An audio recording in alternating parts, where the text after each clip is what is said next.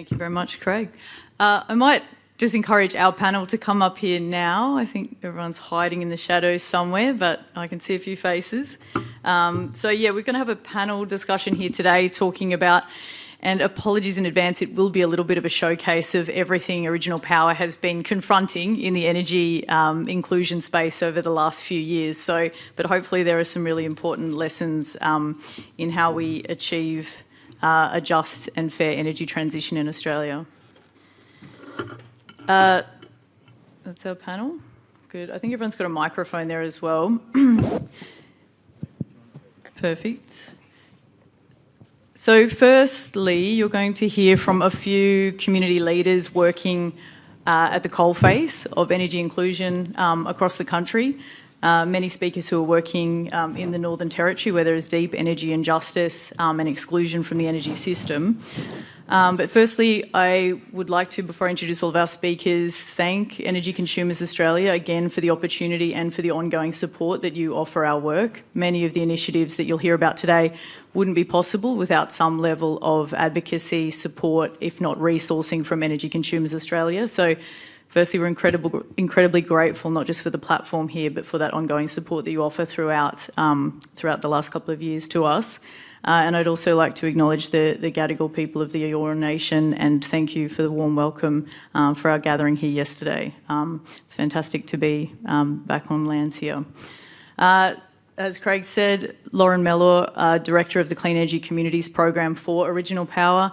We are a small but plucky, not-for-profit, community-focused organisation that really is working to overcome some of the very deep challenges that we see around inclusion of First Nations people, let alone benefit within the clean energy transition that we're seeing today.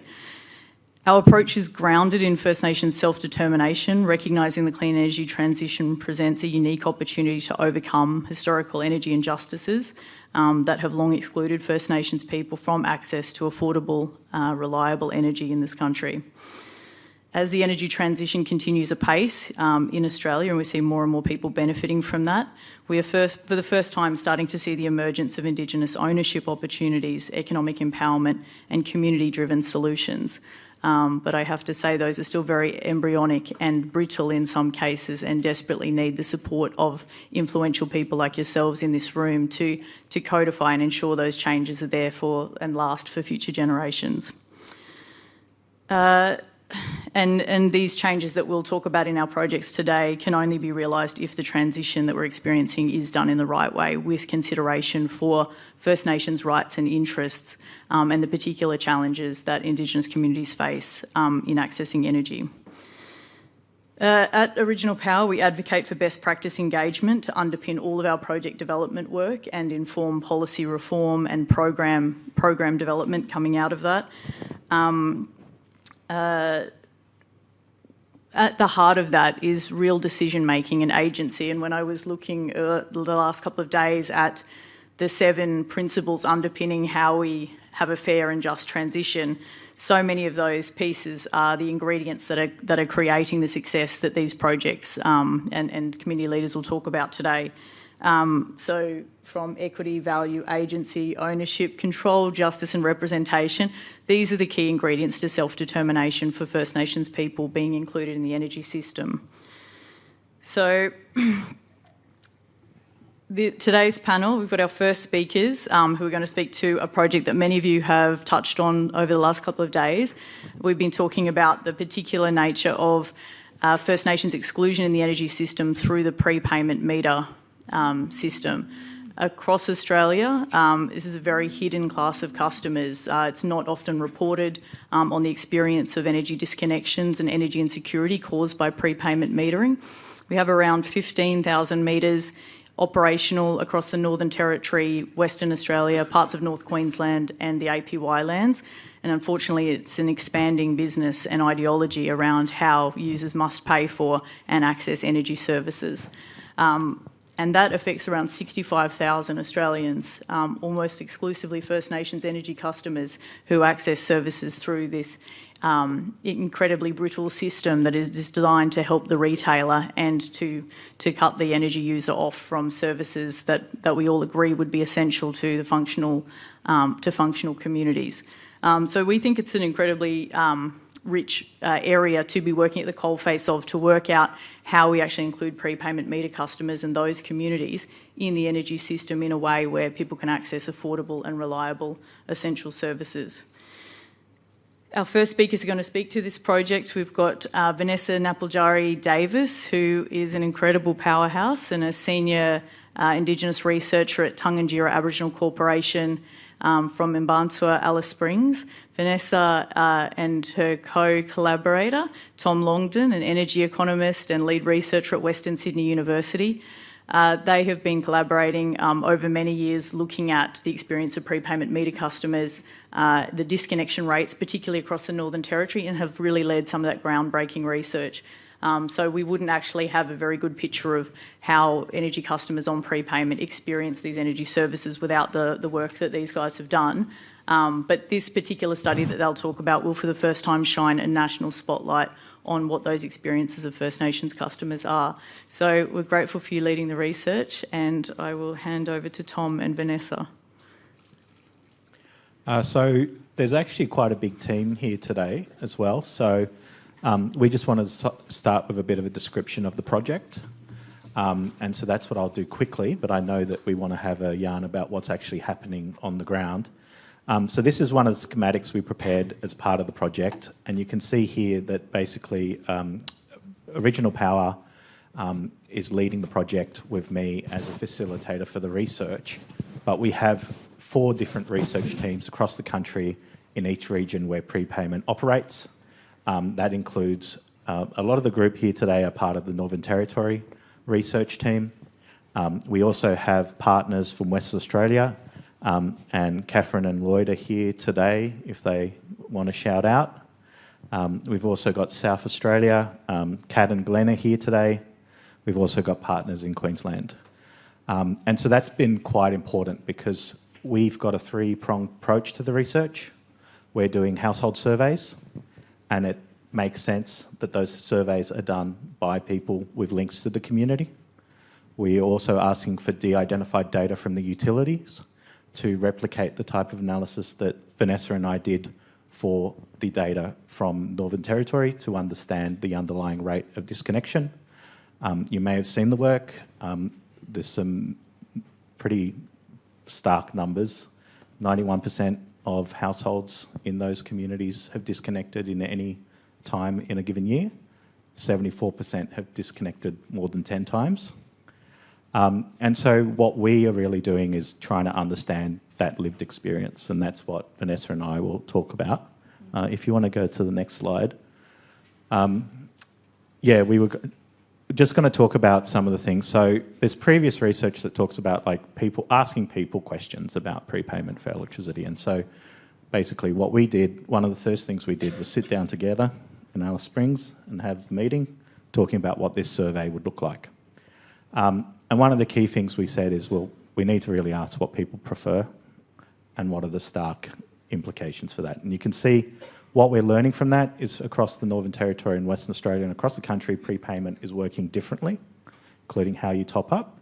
And we're getting very different survey responses. So we've just got a little bit of summary here. We're not ready to share the full results, but we wanted to give you a preview and really talk about that, you know, one of the benefits is choosing how much people can top up and sharing the payment across households. But if we go to the next slide, you know, disconnection is really that stark thing. And there's a bit of a difference between Northern Territory and Western Australia, and we want to understand the underlying rate of what's happening, credit top-ups, disconnection, emergency credit use, friendly credit use, how that differs across those regions to understand why there are differences. And if we go to the next slide, so this isn't the result, but this is just a quick snapshot of the type of question we ask. And that's one of the first times these communities have ever been asked this question, is, you know, what is the actual impact on your household of running out of credit and then having your power disconnect? So Vanessa and I were going to have a quick sort of replication of the conversations we had when we actually just sat down and had a conversation about what we would ask people in these communities about how prepayment actually operates in this country. So Vanessa, if you're ready. One of the first conversations we had is just simply understanding how people top up. In the Northern Territory, we had different changes to the power meters from the normal quarterly power bills that we used to receive to changes to another power meter with a little stripe in the middle, with a magnetic stripe in the middle. Then we changed to another power meter, and now that we got a smart, according to the Jakarta Energy, it's a smart power meter. Now, with the smart power meter in the NT, we have the highest rates of disconnection for more than a day or two, and like Tom said, there's all these things that comes in place, like the emergency credit, the friendly credit clicks over on the weekend. By the time it comes Monday, our mob are really hard to pay off the debit. The debits could be over $300, $400 on Monday. So during that time, there are a lot of people that only get paid fortnightly. There are people that just have medications that they need to store in their fridge, and then there's the food spoils. When the power disconnect for 1 or 2 days, that means they have to throw most of the food out and then wait for the next payday to fill it up again. So in the NT, we are really struggling to keep the power going, and we have not much option of how to keep it going. But Tangagira Council Aboriginal Corporation offers emergency relief just to help with the power and food. Not much, but enough to keep them for the day. Yeah, and I think one thing that was stark is the way prepayment for electricity has been set up differently, and there's been a shift from these sort of little magnetic swipe cards, which you could actually stockpile, to smart meters where now you have to go and actually... And in the NT, one of the things that's happened is most people have to travel to a store to do that top-up, or that's how most people are doing it. Sometimes the distance could be far away. Sometimes, if you're a person with disability, you don't have a car or really vulnerable, you have to wait till the next day for the power to come back on a hot day, on a cold day. A lot of our mob in the communities, they have surrounding communities have a designated area at a service station, 24-hour service station. So if their power get cut off 2 or 3 o'clock in the morning in the community, their shops are closed by 4 o'clock or 5 o'clock. And then they have to ring family in Alice Springs to go to that designated spot just to put the power back on for them. And families sometimes don't have car to go to that designated spot. There's only one spot there for the community. For the Alice Springs residents, the distance between the longest distance is about 15 k's, Mungana, to put power, to come into town to put power. That nobody don't understand how to go online, use the phone. They just go to the power to reconnect their powers. And so that's one of the reasons why we're making these de-identified data requests from the utilities, is actually to look at that data, because our study back a few years ago was one of the first studies to get access to these data and actually look at it. But we also want to sit down and actually look at how long some of these disconnections are happening, and we expect that they're happening longer in the NT because of that process of needing to travel to top up.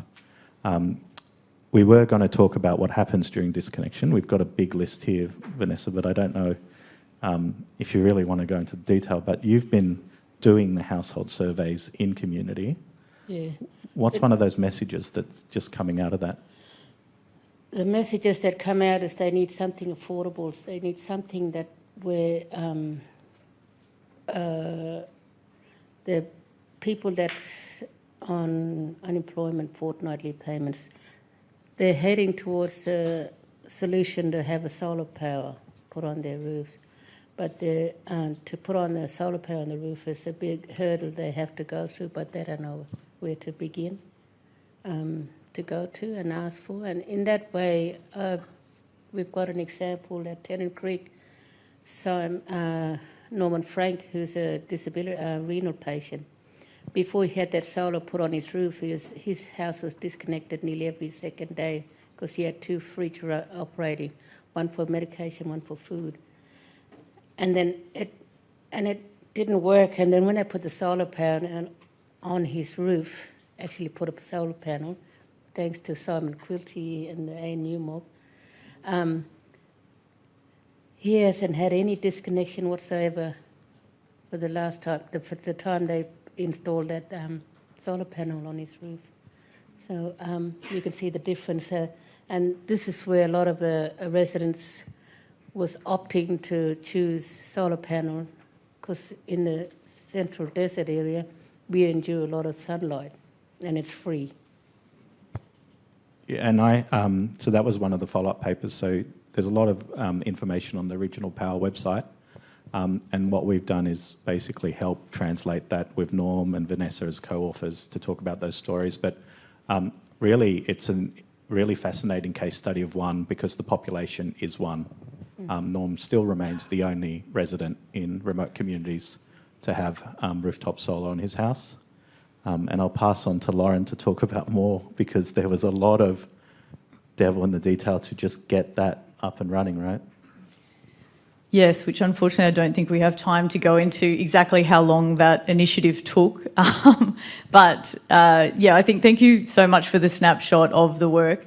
I believe there is a call out for support as well, which you may want to mention while we have the opportunity, but there is a real role for advocates like yourselves within this work to build the impact we need to generate actual reforms around the experience of prepayment.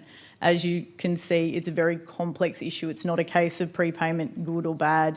Do we abolish? Do we replace with post-pay? It's a very nuanced situation for communities whose primary challenge is capacity to pay. But at the moment, the issue is those same communities are fundamentally excluded from any hardship and customer protections that other Australian energy customers enjoy. Their experience is completely hidden from reporting by those retailers and decision makers, and so we don't know nearly enough about how to assist those communities. And this will be the first time that a national study will actually take community-led solutions and recommendations for change that will work for those communities out to the broader public and ask governments and market regulators to assist with change. So that's where you all come in. So there is an exciting role and there will be call-outs for support as this work progresses, but the time frame we're looking at is to have a final report out by July this year, and then there will be an impact campaign where we aim to actually really shine a spotlight on the community-led solutions coming out of this work. Yeah, so just quickly, we've done over 200 surveys across Northern Territory, WA, in some trying conditions. The ethics approval took longer than expected, and that's on me, but so we got pushed into summer, and our teams have been really battling the heat to get those surveys done. So over 200 surveys in such remote and also small communities is a huge sample size, and it's the first time that has been done.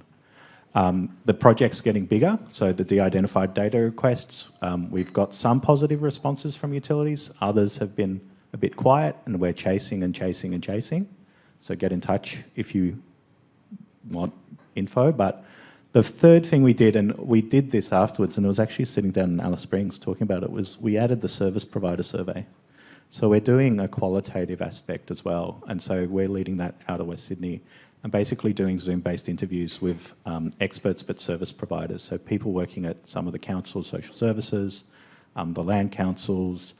We hope to talk to people in health fields, people actually in industry, some of the people from utilities, so that's a really interesting conversation to have if you know people working in prepayment.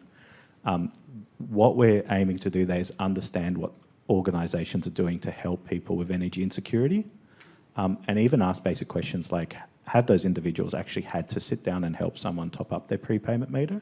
We're already getting yes to that, but also just an understanding of the other sort of supports. And there we're also starting talking about some of the solutions or some of the things that are going on in one region that isn't happening in another region. And I mean, there's so much detail, but do get hold of us after this, especially if you want more detail. But I think the First Nations Clean Energy Network, the Original Power website, has a lot of those previous studies. So if you haven't seen them, get on there and share them, and share them, and share them, because we've been talking about this for years, and it's a privilege to be working on the project again with ECA Sport. But if you do want to help, just keep that conversation going and share these outputs. Great. Thank you so much, Tom and Vanessa, and the rest of the project team who are around the room. Please come and chat to the team if you feel like you have something to add to that conversation. Can we get a round of applause for the project team and the work done so far? Great. So as you'll continue to hear about in the course of this panel, these communities and change makers are not just calling out the inequities, the exclusion that occurs at the heart of Australia's energy system, but they're also leading on implementation of the solutions. And thank you for the anecdote about how difficult it was to get rooftop solar on a single prepayment meter customer's home, because I think that really sets the scene for the next speaker, Chantel Johns from Marlinger community in the Northern Territory's Barkly region. Chantel and I will both speak a little bit to this project, which was an initiative of Original Power and the Marlinger community to implement the first First Nations owned and grid-connected microgrid in the Southern Hemisphere. You'll hear how that went in a second, but in some cases the simple solution when we start to think about, well, how do you include people in the energy system and the opportunities that lower cost renewables provide, that does seem like, you know, the obvious pathway to go down. But then you looking back at the structural barriers that First Nations communities are still subject to in being able to connect something as simple as rooftop solar, those were the challenges that we deliberately took head on in the Marlinger microgrid project to better understand, to identify, and so we could actually overcome those barriers and start to de-risk these projects and the opportunities the clean energy transition provides for First Nations communities. And I have to say, unless we were in there doing this, we would have no idea of how difficult this was for First Nations communities to actually access the benefits of renewable energy that many other people are enjoying today. So I'll hand over to Chantel, who's here on behalf of the Marlinger community, and we're also really proud to say has joined us as a community liaison in the course of the project over the last couple of years at Original Power, to talk a bit more about that. Thank you. Yep, all good. So I guess just explain where Mullinger is. So Mullinger is located, you might as well say smack bang in the middle of like Tennant Creek, Katherine area in the Barkly. Our closest town, I guess you could say, would be Elliot, which is 25 to 30 kilometres from the community. Most of our concerns and stuff in community and our challenges were obviously around energy insecurity and the high cost, high disconnection rates, and like with a lot of other communities in the Territory, extreme heat conditions, and also like lack of suitable housing that have like energy security measures put in place. So that was kind of the whole reason why we wanted to go down the path of trying to find a solution for the community, with probably, I would say, the two biggest parts in our mind were trying to get more affordable and cheaper power, but more reliable power. Just, I guess, a little snapshot story of some of the stuff we experience in Mullinger. We roughly disconnect like full community power outages anywhere from 2 to 4 times a week. They could be from a couple of minutes to hours or days. And because of our location, and it depends on what the issue was and why it went out, is also the big push and why we were pretty much fed up in the community, and we wanted to find a solution. And gratefully so, all the leaders in the community were actually a part of the defence country and fracking and stuff, protesting, and that was when we got to meet all the amazing staff and stuff and make the connections at Original Power and invited them to the community to help. We just wanted advice really to start off with, but then we realised we could do something. And with Original Power's help, we first did our first project on our community centre.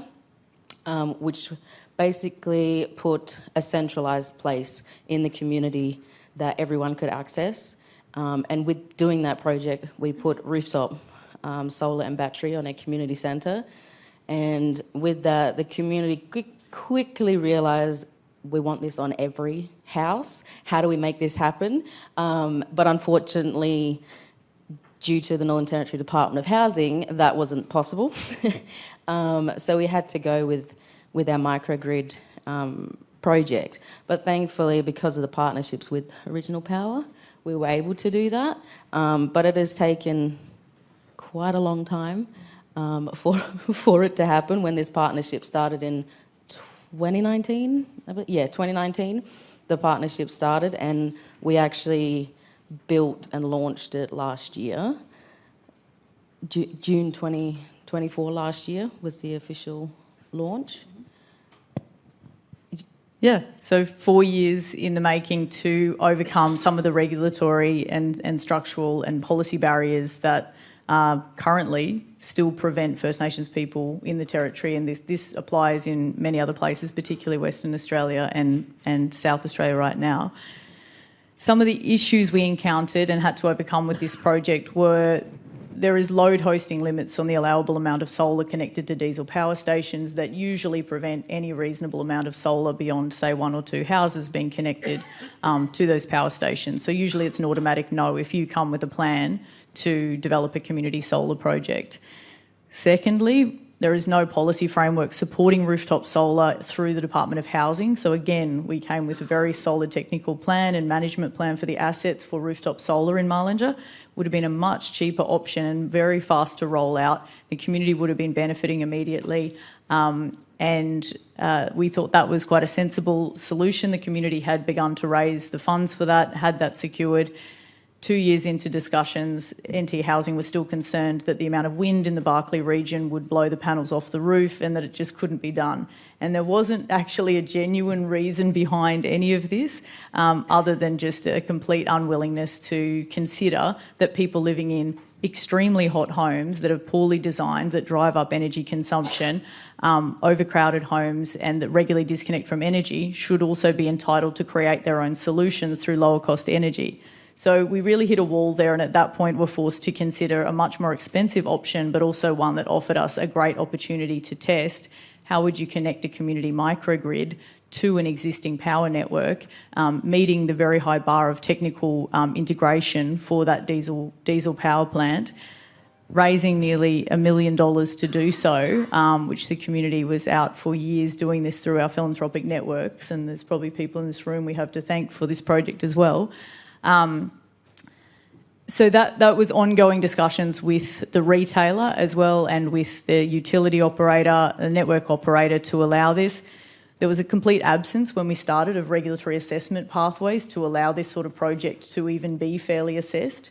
So we were hand in hand building those with the regulator at the same time.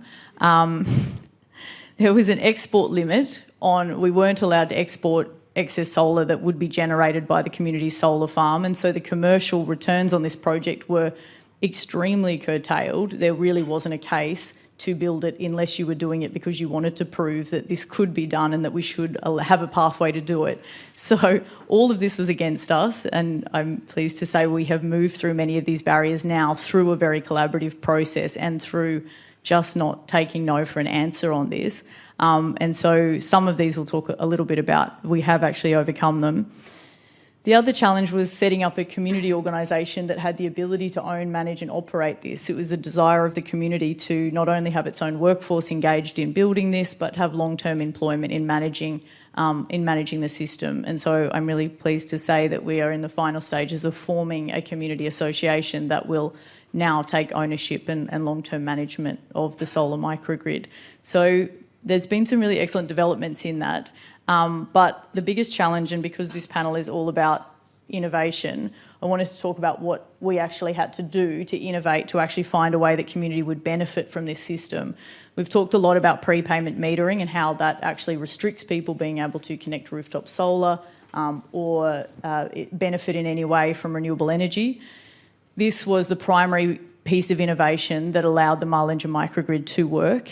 And I'm really pleased to say I think it also offers a blueprint forward for other remote communities in similar circumstances and those 65,000 people who access energy through prepay to finally have a way to benefit from renewable energy.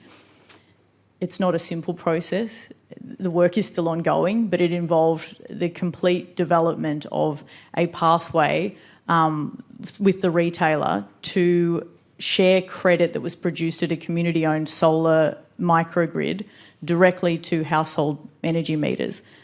The idea came to us when we realised that these meters, whilst the retailer was saying they couldn't be integrated with rooftop solar, we realised that subsidies for those on pensions were currently being applied automatically through a back-end process, and they would arrive on people's meters once a year in the Northern Territory. We thought through that same process, surely we could have financial credit applied to the smart meter proportional to what's being produced at the solar farm in the community. And in that way, in a very roundabout way, we would find a way to share benefit that didn't require the community to be directly connected to the microgrid or to have rooftop solar and have that behind the meter benefit.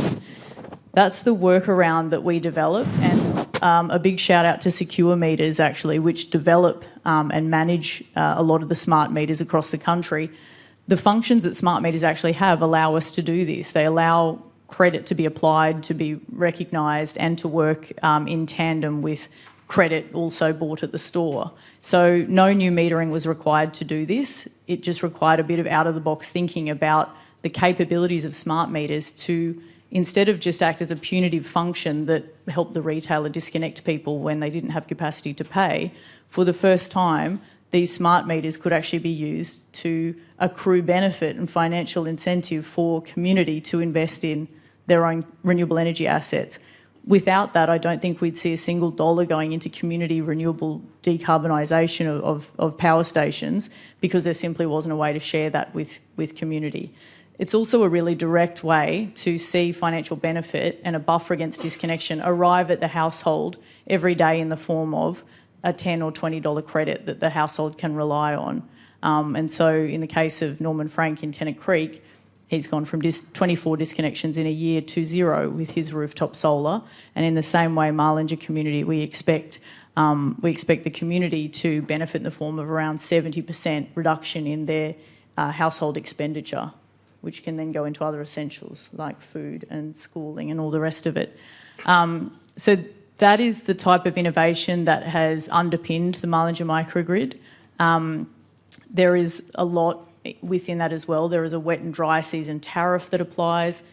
That credit goes into a community pool that Jacana holds that is then distributed to those household meters. I think we've accrued close to $15,000 now in the community pool since the project was commissioned back in June. And all of that is for community benefit. And in doing that, the discussion is now with Power and Water to actually be able to export some of that excess electricity that is being generated by the community. There's opportunities to expand that project as well and generate more, offering finally a pathway to commercialisation of these projects where it suddenly makes sense for those communities that want to and are desperately trying to find ways to access lower cost energy, to actually do that without reinventing the wheel around prepayment metering and without having to have a 10-year battle about whether it's good or bad. We can actually use the smart meter functions in a sensible way to share benefit for the first time. So that, I think, has been a really, really important outcome from this project, and one that we are hoping will also support replicability and a wider expansion and adoption of these sorts of projects. Did you want to say anything more about the project itself, or will? I think probably just on the build of the project, when we actually got it coming in to the community, the whole community was 100% involved in everything with the project, from helping to clear the ground on the site where it is, to putting the fence up, helping put the grid in, organising, planning and executing the launch. Everyone was just, 100% involved. And also, this photo here is a lovely example of some of the conditions we have to deal with. But it just proved that when something comes from the community first, there's no doubting that it's not going to fail. you know, it's come from the community. We wanted it. We're going to find a way to make it happen, whether you tell us no or not.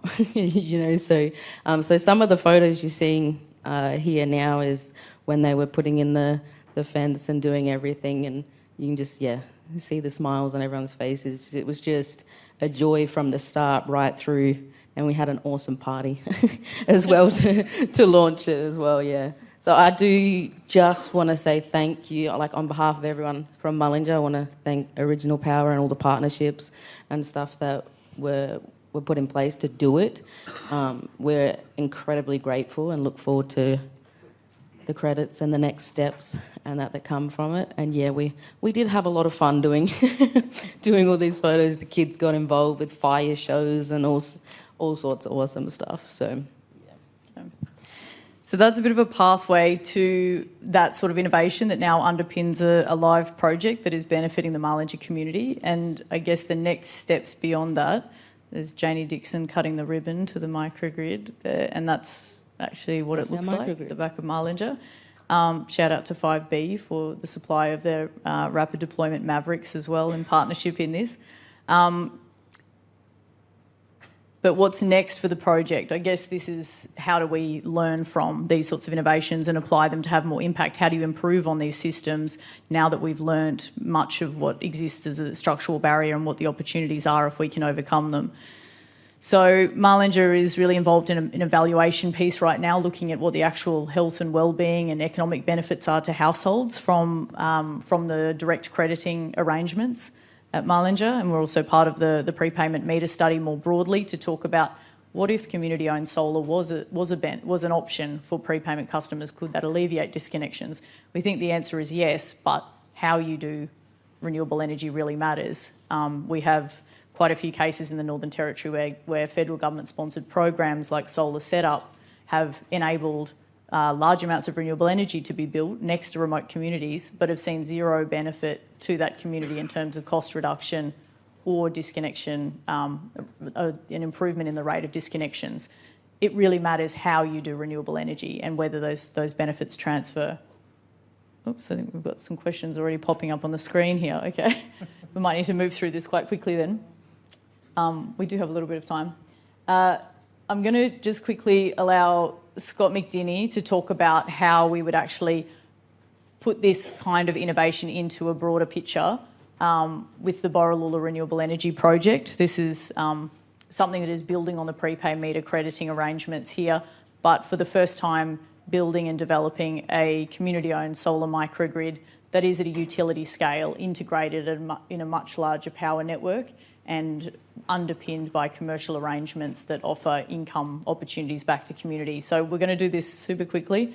Scott McDinney from Borroloola, Director of NADA Cooperative, one of the key drivers of this project and also the majority owner of the Renewable Energy Project in Borroloola. Hi guys. Quickly, I'd like to pay my respect to elders both past and present on which the land we gathered. With back home, Borroloola, with same as disconnection, and with the old meter, prepaid meter, and up with the new meters, like it just changes every time it goes up. Like the year changes and the prepaid meter changes. It's only creating more debts. And back in 2021, 2022, we've done many disconnection even a bit further on, and all of us from home there just decided, let's get together and we all got motivated, got together, and we did a feasibility study in the community on just go around talking to everyone from Yanyuwa tribe, Garwa tribe, Mara tribe, and the Gurindji tribe. There's 4 tribes that make up Borroloola. Just been talking to them and telling them all about solar, and most of them know much about solar because out in their homeland they got solar system out there and they got diesel generators. But solar just makes it easier and stop us from coming back into town to buy some more diesel. But with solar system, did the feasibility studies and talk about microgrid, which is everyone look forward on and talking about it more. And we've done this, and back in 2022 we've decided, if we could do something like this to make sure like all our family like they get equal power, and just staying with like without even be able to disconnect from power grid anymore. Excuse me. So we've done we talked about 2.1 megawatt system solar PV, and talked about with a 6.2 megawatt battery, and told them about it. And yeah, the majority owned, like if we build this thing, the majority owned will be us. And we've created Ngātara Cooperative back in 2023, which will be the owners and the control of this microgrid. And the financial stuff, even we did our power purchase agreement with Jakarta, our retailer, and all of their funding will come back to us. All of the money that we make will come back to us. 85% to 75% come back and make it, so we benefit from it, and just to make everything life easier in the bush, because where we are on the map, we're about 400 k's inland from the Stewart Highway, so it's hard for diesel trucks to come out there during the wet season. I don't know if you know, but we had three cyclones last year, and we got disconnected from Stewart Highway for like over a month or two, and everyone had to be evacuated from there. So creating something like this, a microgrid, creating something like this, and with the help from everyone that we've talking to for the last 3 to 4 years, and we'll be able to live there on our own country without moving anywhere. So good. And can you tell us just where the project is up to now in terms of the milestones that the community has hit in development? Yeah, we've talked about it, and we've done the feasibility studies, and so development, we're halfway there, and hopefully we'll start construction in mid-year. So hopefully next time I come down, I'll tell you all about it. And yeah, where we. Yeah. Good one. Big round of applause to Chantel and Scotty. This is not easy work, as you can see, and they are knocking down barriers left, right and centre, and really opening up the vision for a lot of communities. So all of this work that's being done is also shared as much as possible with other community energy proponents. So I think we have a couple of minutes. We're just going to steal them from somebody, lunch. And I want Sandra Creamer to be able to wrap us up with what is happening from a national perspective. Sandra's been very deeply involved in the development of the First Nations Clean Energy Strategy, a long history working at the intersection of Indigenous human rights, both at international and local levels. Sandra is a lawyer, a very fierce proponent of Indigenous rights, on many, many committees around Australia. And I should probably also say somehow finds the time, whilst having four children and 14 grandkids, to do a power of work in this space. So I'm going to hand over to Sandra to wrap us up, and we may get time for 1 or 2 questions. Thanks, Sandra. Yeah, thank you very much. First of all, I'd like to acknowledge the traditional owners of the land and elders past and present as well. So I just want to give an update on what's happened. So it was only in the 6th of December that all energy ministers approved the First Nations clean energy. So it was only last year that it had been approved. So this is, 2 months ago. So it's been a real battle, and it's a great acknowledgement that all ministers have now come on board to have that. So the Power First Nations communities, so that is to power First Nations community with clean energy, enable equitable partnerships, also achieve economic benefits with First Nation peoples. And one of the things that Original Power does is we take in the rights of Indigenous people and their human rights under the free, prior, informed consent, which is also in an international instrument along with ILO 169 for the principles when it comes to benefit sharing, information, free, prior, informed consent. So we've got to remember that one of the most important things is how do we do partnerships, and this is the outcome of what Original Power have done. They've gone and consulted with communities. They've gone in and they've actually it's about their self-determination.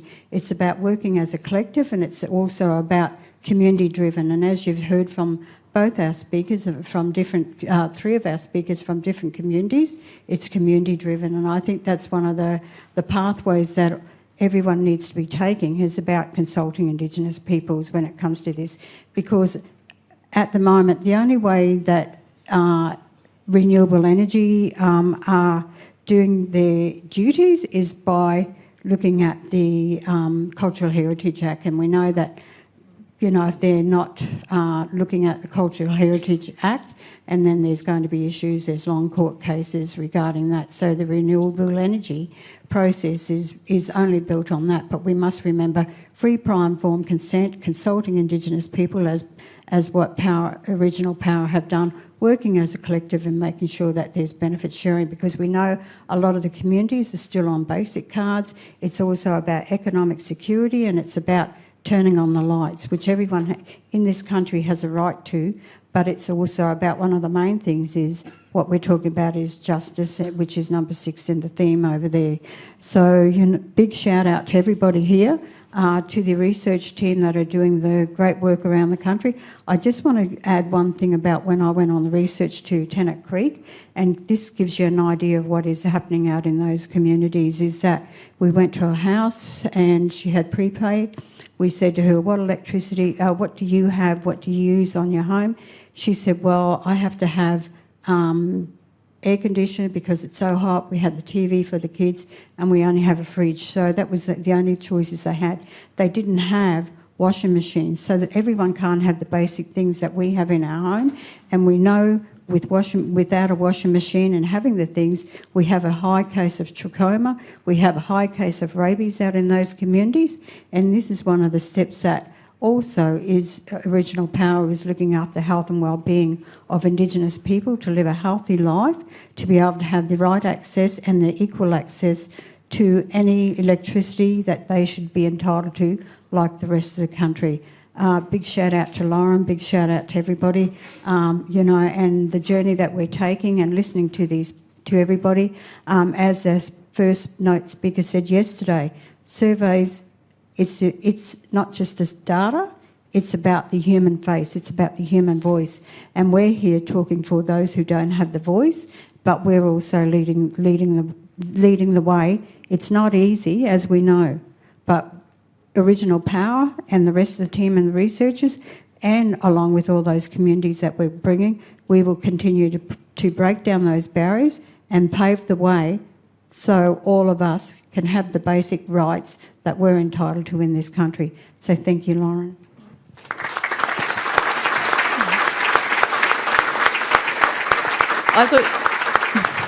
I thought you were going to get a chance to talk about the First Nations Clean Energy Strategy, but I think we are running out of time. But for those that don't know, this is opening the door to the recognition of First Nations rights and interests finally being recognised in renewable energy development.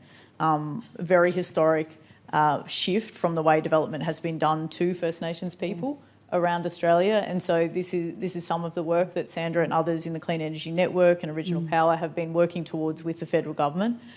There is a lot in there, but it really does enable a significant transfer of decision-making, wealth and opportunity in the clean energy transition. And so encourage people to really look into the detail of how that will transform the way the clean energy transition happens over the next decade here. But it is up to all of us to make sure that is embedded in the transition and not simply flowery words on a commitment from the federal government. So, just quickly, also looking at those 3 frame goals, power, and they're the main things in the strategy. So, take note of those goals that they're looking at in the First Nations strategy. I also advise everybody to download that and have a look at it, so that you can actually support the work and be a voice for First Nation clean energy strategy, and making sure that those 3 goals are always implemented in your work. Thank you. Thank you very much, Sandra. Okay, I am not hearing... Oh, Craig didn't get up on stage, so I'm just going to go for a question. You missed your opportunity, so I'm going to take one because we have a lot here. I hope that's all right with everyone. The first question, or most upvoted, Would the next microgrid be a lot faster or cheaper because policies and processes are now in place? Hopefully. Just very quickly, not right now, because we are also engaged in the Borroloola development and are continuing to hit the absence of regulatory processes to both assess technical connection for these projects, but more importantly, the actual commercial basis of these projects, creating a level playing field where community energy proponents can enter these discussions, receive a fair outcome in terms of those power purchase agreements, and provide security for investors. For a project of some significance like the Borroloola microgrid, those things are still being worked out day to day. The nature of those discussions changes, and a huge shout out to our team and to Maddie and Maddie who are in the room, who are also part of those discussions daily with the regulators, working out how do we actually facilitate a commercial agreement that offers appropriate protections and returns for that investment. So I wouldn't say we are anywhere near there yet, but there is light on the horizon in that without these sort of projects and without this sort of community leadership, we wouldn't even be having these discussions. It would simply be that no that we first encountered with the Marlinger microgrid. So yeah, I think that there is cause for hope. The fact that we have national policy change and legislative change and new resourcing available to de-risk some of this, and that institutions like ARENA and others are willing to and have more appetite to engage in this and are learning a lot through our experiences and in partnership around some of these projects, that's really encouraging. So I think through all of the work of many of your institutions in this room, we are starting to see the doors open for more inclusion and a fairer energy system. But we're not quite there yet, and I think it might take one or two other projects before we actually get the systems right. I'm going to take one more because there's a lot of people voting on this stuff. What regulated protections are there for prepayment customers? For example, life support customers. There's been a lot of work done here. Maybe Tom wants to answer this. There's a great report authored by Lee White and Brad Riley, who many of you will know out of the Australian National University, that talks about the application of customer protections and the disparity for First Nations prepayment customers around the different jurisdictions, what applies and what doesn't. There is a very ad hoc sort of patchwork application of some life-saving customer protections for people who require reliable sources of energy for medical support. In most cases, they are not widely applied, and I guess the experience that we have uncovered through this study is that for many people with urgent medical care needs, they simply don't have the coordinated services backing them to make sure that they have those energy services applied at the home. Through the course of this work, many people who were sent home on palliative care arrangements didn't have coordinated medical services behind them to make sure that they weren't at home disconnected from power, and that's a really common experience. So I think there is a long way to go to actually make sure that those changes are robust and that everybody who desperately needs medical services based around reliable energy has access to those. But I encourage people to read that report. I was just going to say quickly, so Lee White, Brad Riley, and that study was sponsored by ECA as well. And on that last question, keep an eye out for a paper that does look at how the higher price of electricity does impact these communities, because there's no fixed daily tariff, which means the variable tariff is higher. Great. There are so many good questions here, but we're also about 10 minutes overdue, so I'm going to give this panel up to the next speakers. But yeah, thank you so much for your attention, support and collaboration over the course of this work, and thank you very much to our panel and project teams out there. You've been great. Thank you. Thank you.